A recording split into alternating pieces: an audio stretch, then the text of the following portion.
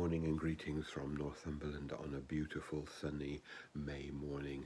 It's Sunday the 8th of May and we continue through the Easter season. All this week we've been reading John chapter 6 and those marvellous and powerful words about Jesus being the bread of life, the one who feeds us with himself, so that being fed on him we may live eternal life in the world and live for him in the world. And now today we come to John chapter 10, a reading set at the time of the Feast of Dedication in the temple. It was winter and Jesus was in the portico of Solomon. And he's asked to be told to say plainly whether he is the Messiah. And he uses this marvellous image of the shepherd.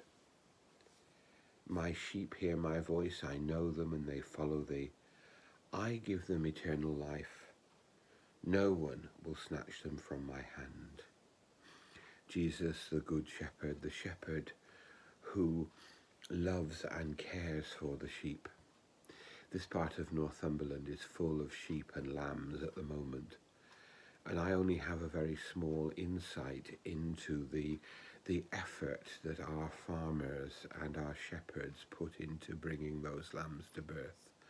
Long nights in lambing sheds, long days looking out for those who are having difficulty in giving birth, and long hours in making sure they come to be nurtured.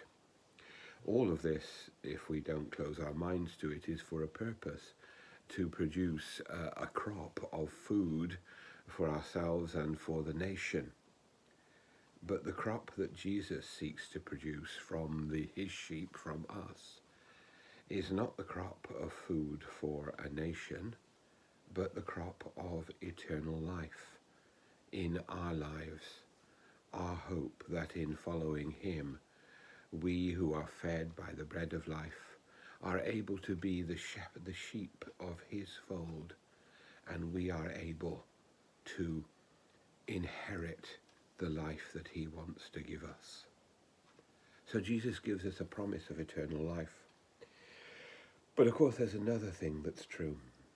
If we live in his way, if we walk in his way, if we follow his path, if we let the shepherd be an example to us, then not only do we receive eternal life, but we live in a world where God's light and love transforms the very place in which we live.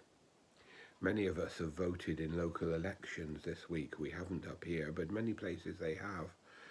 And we vote for people who we think will represent us and do something for the common good.